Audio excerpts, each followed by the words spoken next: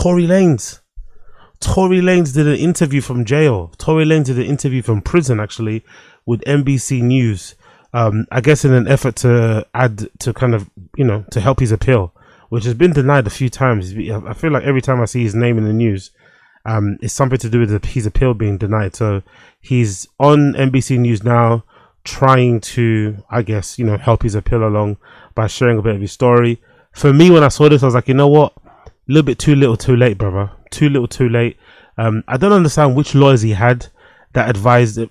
To be fair, I was going to say, I don't know what lawyers he had that advised him not to take a stand. But I think most lawyers in that case would probably advise their clients not to take the stand. But I think in his case, because it was a he said, she said, right? I think everybody in that fucking case was lying, by the way. I don't believe anybody's narrative of what happened on that night. I think the shooting was a lot complicated than what Megan made it seem. I don't think he just stood there and pointed a gun at her feet, but I think they were all kind of, you know, they all kind of contributed to that mess. But I think because they were all lying, he had to get up there and do his lie. The fact that he thought the courts would prevail and they would see the truth, it's like, nah, court's not about that, bro. You got to sell your narrative, and he didn't sell his narrative. He got, you know, punished for it, and now he's in prison. You just have to in my personal opinion, you have to take that one on the chin. You have to take that one on the chin. If you're Tory Lanez, take it on the chin. But it's something, you know, it's one thing saying that when you're out and free. It's another thing when you're serving 10 years for a crime you think you didn't do.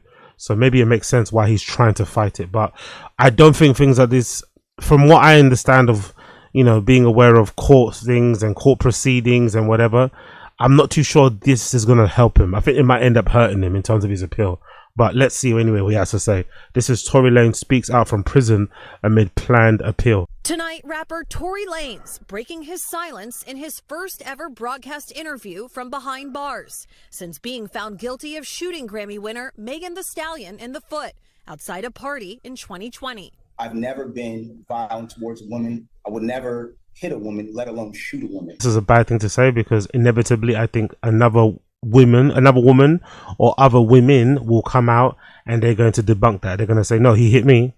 You know, there's no need to talk about other women you never hit in the past. Just deal with your case you got at hand. You know, you need to kind of paint yourself out to be like the perfect guy, the perfect gentleman who wouldn't hurt a fly. Like, you know what I mean? Like, that's fucking stupid. You want people to think that you never shot Megan Thee Stallion. You don't want to tell this story that you're this pacifist, you know? Because for sure, you know, no, I will say for sure, but I would be surprised if he doesn't have some history of getting into passa with women, but just because of the area of work that he's in, you know? It's just one of those type of things. So to come out and say I've never hit a woman, it's like, then when someone comes out and says you have hit them, it's going to put all your credibility in the dust again. So but that was a bit of a wrong move in my opinion. Lanez, whose real name is Daystar Peterson, spoke to NBC News from California Men's Colony, a prison where he's 3 years into a 10-year sentence after being found guilty on 3 felony counts, including assault with a semi-automatic firearm. There is definitely a very big misconception about me that seems to the public as I'm this monster. The code switch.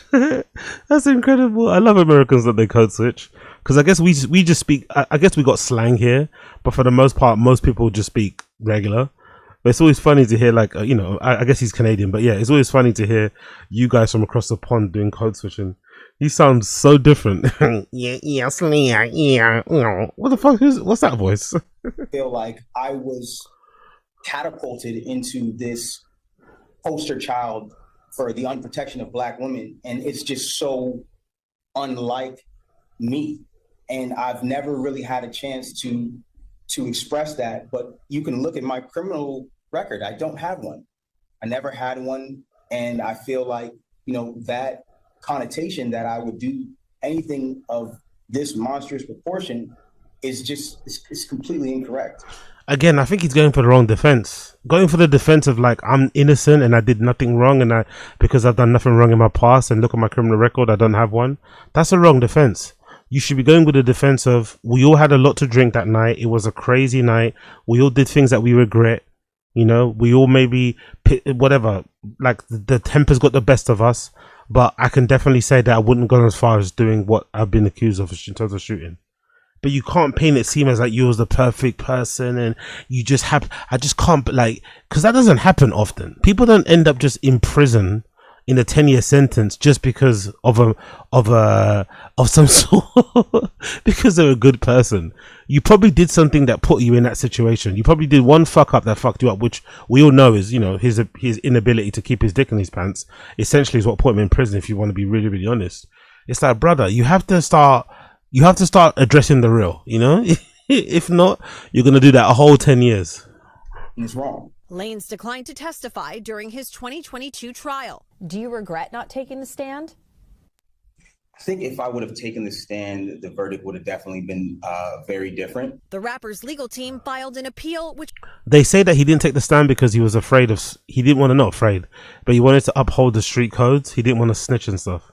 And I guess if you're a part of the streets, you're not allowed, or you shouldn't be on the stand. That's obviously tantamount to you telling. You can obviously, you're obviously going to be in a court case, but you can't take the stand or offer any information. You just have to let the court case play out as it plays out, or let your defense, you know, your lawyers kind of do their job, which I think was stupid. He should have definitely taken the stand. I also think he mistook, or not, I won't say he mistook. Did he mistook? Did he mistake? I get the feeling that he might have mistaken what was going on. Like, yeah, I mean, you have to kind of just sell your story, your side of what happened.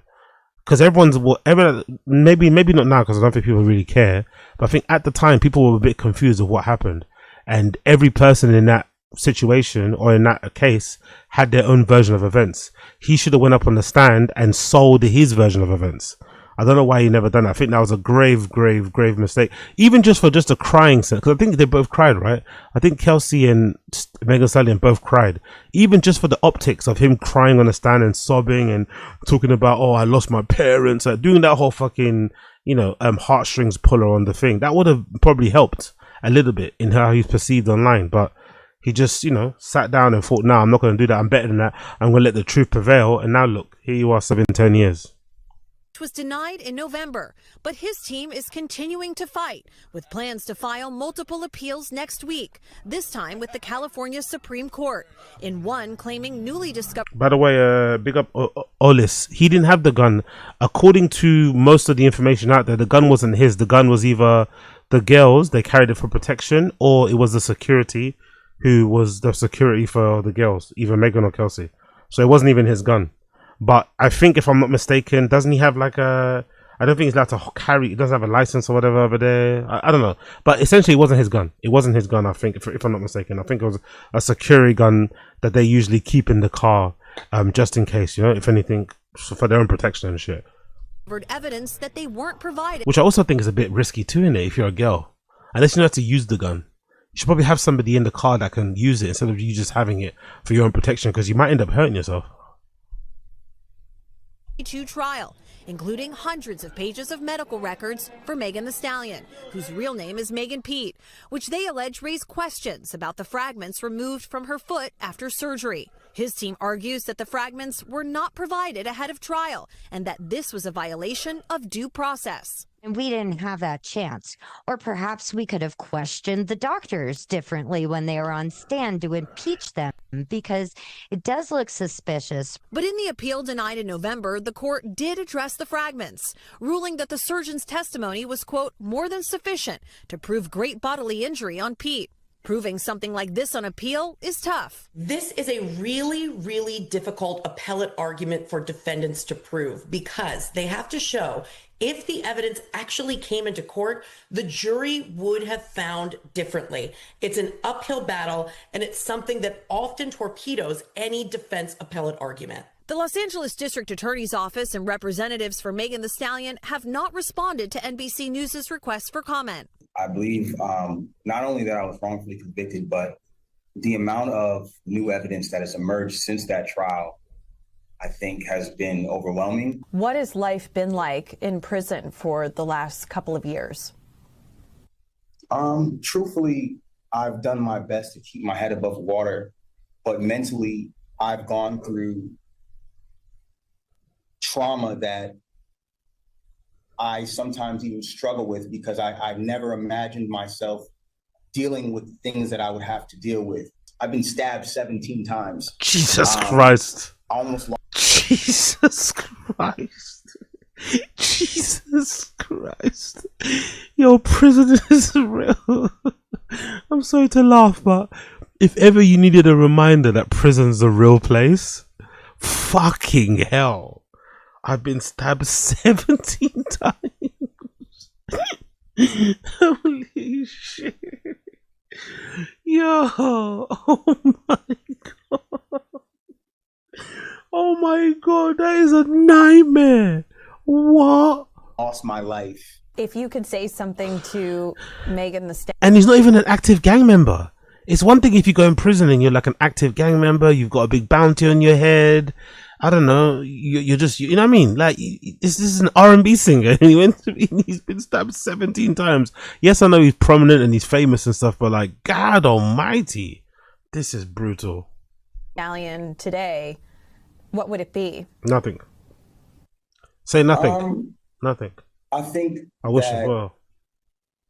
I wouldn't say something directly to her. I would like that moment to happen in person. We've both gone through. What? What? You think you're going to be allowed within fucking 10 feet of that woman? You want to say something to her in person? Does he still want to fuck? Does he still want to fuck or something? Is that what he's trying to get at? What? What the fuck? Why do you want to talk to her? You should have said no comment. I have nothing to say to her. I'm dealing with the appeals court. I got nothing to say to that woman directly. I'm just trying to focus on my case. Why the fuck is he saying that for? What a weird thing to say. I want to deal with it directly, huh? Number one, if you get out on appeal, why would she want to speak to you? Because that would mean that she lied and she'd been hiding. Number two, why would you want to speak to her? Just enjoy your life. I don't know. Strange. Do a lot. There's this connotation that like I share this hatred for her, but I don't. I genuinely passed that. I'm at a place of healing in my life. I'm at a place of taking accountability for the things that I did wrong. And when I talk about my case, I don't want it to be taken as me coming at her, because it's not that.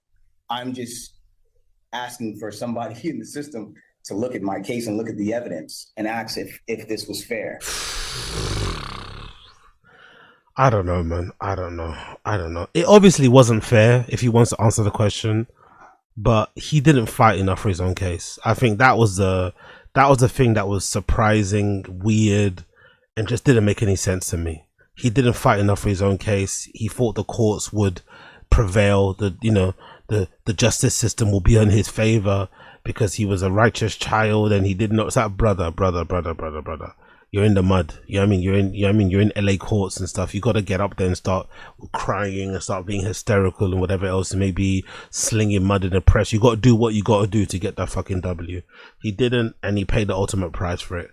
I, for one, just hope that either they deny him his fucking bail and he just has to sit, his appeal, sorry, just to sit and serve his sentence, or they approve his appeal and he gets out so that we can all move on as a society, as culture, because I'm bored of hearing about these motherfuckers. I'm honestly bored about hearing about these motherfuckers, but unfortunately, I think we're going to hear about them until the end of time. They're inherently entwined together. This story captivated people when it did happen in the first place, so I guess they're going to keep going on. But I hope they just quickly make a decision. Can his appeal go forward? If not, let him sit down and do his sentence and serve his time, and then kind of just stop fucking doing interviews and leave us alone, everybody in the whole case. Or if he gets out, get out and then just focus on your career. Please, for the love of God. Please, for the love of God,